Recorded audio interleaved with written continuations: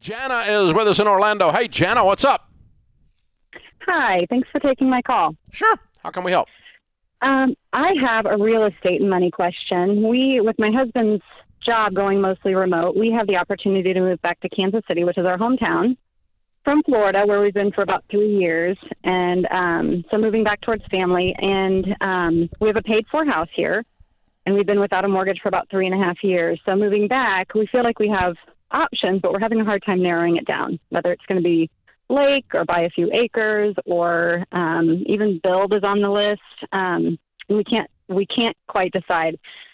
So we're trying to decide now if we should just buy what's on the market when it's time or give it some time and rent in the meantime so we can have, just experience the process. Moving to Florida, I didn't even see my house before we moved into it. It was a little bit more of a quick thing and it worked out and it was great, but I kind of want to enjoy the process this time, but we're going back and forth whether that's worth it or not. Do we take our time and rent and spend that money that we haven't had to spend each month, or go ahead and buy and deal with whatever is on the market at the time? Short answer is you can never go wrong with a lake, but I agree. I agree, but they're not as easy to come by. Yeah, but anyway, well, here's the thing.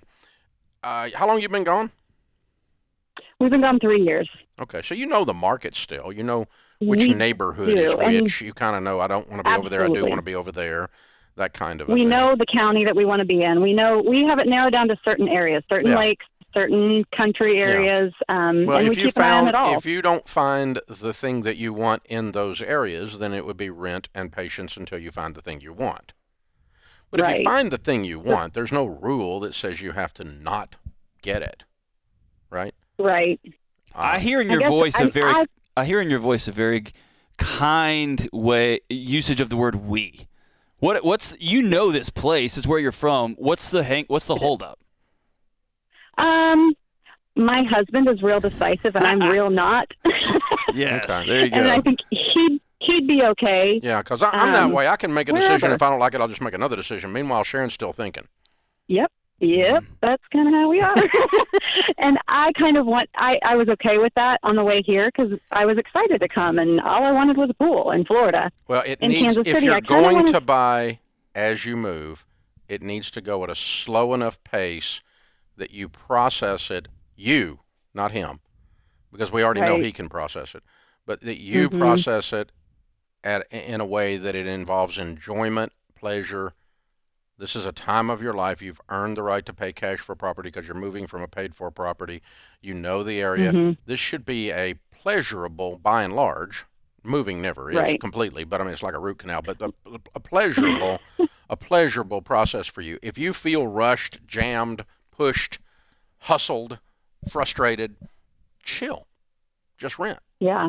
But if you found the right thing and you had the appropriate number of hours or days to emotionally process it while you were making an offer, then there's no limitation. Right. And we're still holding out hope that there's going to be that place that we both get excited about, whether it's lake or land, that we'll go, this is it. My guess is you're going to rent, and it's going to take a while because you're on a bit of a treasure hunt. A little bit. Yeah.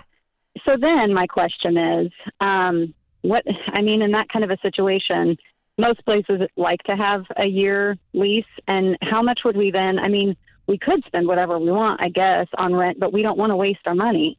So then how do you determine how much rent? You are spending money to buy patience. Right.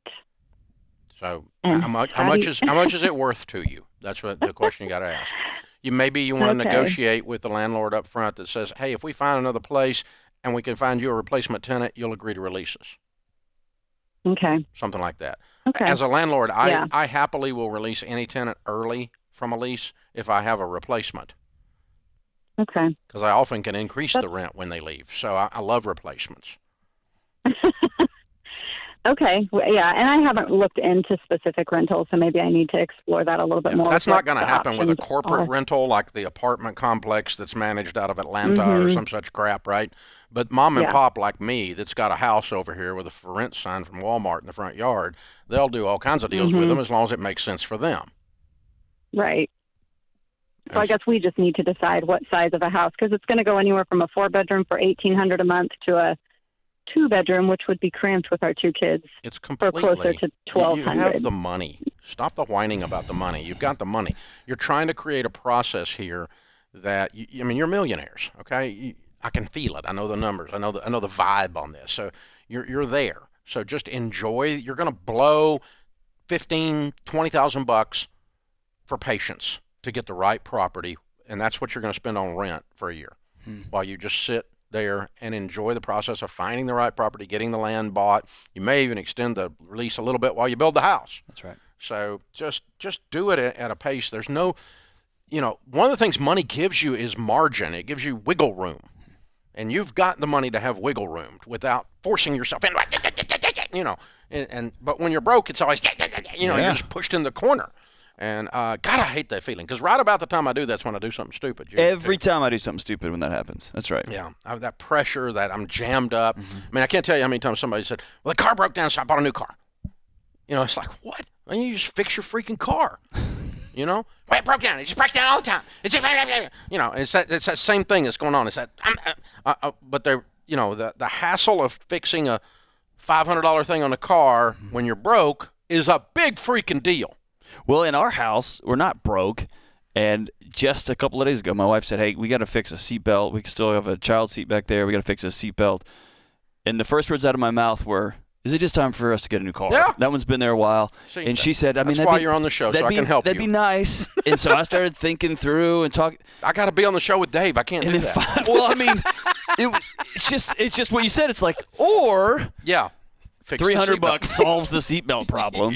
And it's just how quick it was. Well, clearly we need to throw this thing in the lake and start over. Her question is a really good question. It is, but that doesn't sound like a money issue to me. No, it's a process issue. It is a heart issue. It's a process issue. He makes decisions real fast, and he's jammed her up before.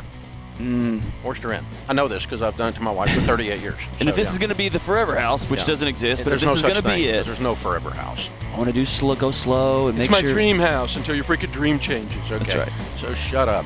There's no such thing. It's a house. Let's go buy it.